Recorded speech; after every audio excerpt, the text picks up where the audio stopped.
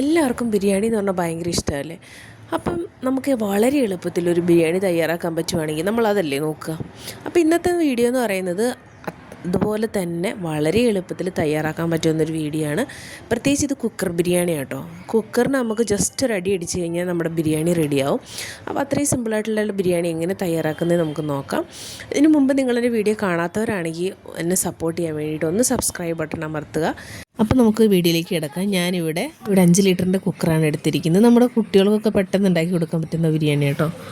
ഞാനിവിടെ നെയ്യ് മാത്രം ഉപയോഗിക്കുന്നത് പശു നെയ്യാണ്. നമ്മുടെ വീട്ടിലുണ്ടാക്കിയ പശു നെയ്യാണ്, അത് മാത്രമാണ് ഉപയോഗിക്കുന്നത്. വെളിച്ചെണ്ണയൊന്നും എടുക്കുന്നില്ല. നമ്മൾ അരിഞ്ഞു വെച്ചിരിക്കുന്ന ഇതുപോലെ ഒരു സവോള, ഒരു ക്യാരറ്റ്, അതുപോലെ കുറച്ച് മല്ലിയിലയും പുതിനയിലയും കൂടെ ചേർത്തത്, അതുപോലെ തന്നെ 2 പച്ചമുളക്, ഒരു പച്ചമുളകായാലും കുഴപ്പമില്ല. ഇതെല്ലാം നമ്മളിങ്ങനെ അരിഞ്ഞു വെച്ചിട്ടുണ്ട്. ഇനി ഓരോന്ന് ഈ നെയ്യില്ലാത്തോട് ഇതിട്ട് കൊടുക്കുക. ആദ്യം സവാള ഇട്ട് കൊടുക്കുക. സവാള ഇട്ട് കൊടുക്കുമ്പം കുറച്ച് ഉപ്പും കൂടെ ചേർത്തിട്ട് പെട്ടെന്ന് വാടാൻ വേണ്ടിയിട്ട് കുറച്ച് ഉപ്പും കൂടെ ചേർത്തിട്ട് കൊടുക്കുക. അരിഞ്ഞു വെച്ചതിൽ മല്ലിയിലയും പുതിനയിലയും നമ്മൾ കുറച്ചൊന്ന് മാറ്റി വെക്കണം.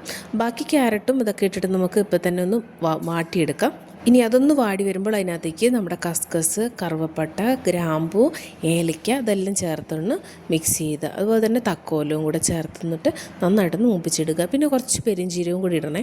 അപ്പോൾ ഇതെല്ലാം ചേർത്തിട്ടൊന്ന് മൂപ്പിച്ചെടുക്കുക. ഇനി ഇതിനകത്തേക്ക് നമ്മൾ ഇഞ്ചി വെളുത്തുള്ളി പേസ്റ്റും കൂടി ഇട്ടൊന്ന് മൂപ്പിച്ചെടുക്കണം. അപ്പോൾ ഇതെല്ലാം മൂത്ത് വന്നതിന് ശേഷമാണ് നമ്മൾ ഇതിനകത്തേക്ക് വെള്ളം ഒഴിച്ചു കൊടുക്കേണ്ടത്.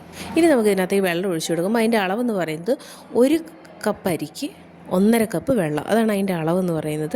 ഇനി ഇതിനകത്തേക്ക് അരിഞ്ഞു വെച്ചിരുന്ന ക്യാരറ്റിൻ്റെ കുറച്ച് ഭാഗം നമ്മൾ നേരത്തെ എടുത്ത് വാട്ടിയിട്ടുണ്ടായിരുന്നു, ബാക്കിയുള്ളതും കൂടി ഇട്ട് കൊടുക്കുക.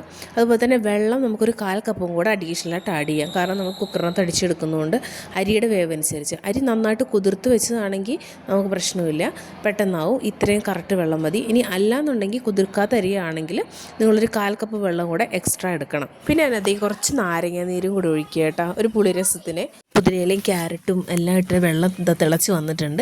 ഇനി നമ്മൾ ഇതിനകത്തേക്ക് നമ്മൾ നേരത്തെ എടുത്ത് വെച്ചിരിക്കുന്ന അരി വാർത്തിട്ടാണ്, അതായത് നമ്മൾ കഴുകിയിട്ട് ഊറ്റിയിട്ടാണ് ഞാൻ ഇതിനകത്തേക്ക് ഇടുന്നത്. വെള്ളത്തോടെ ഇടാൻ പാടില്ല, അപ്പോൾ നമുക്ക് വെള്ളത്തിൻ്റെ ഒരു അളവ് കിട്ടില്ല.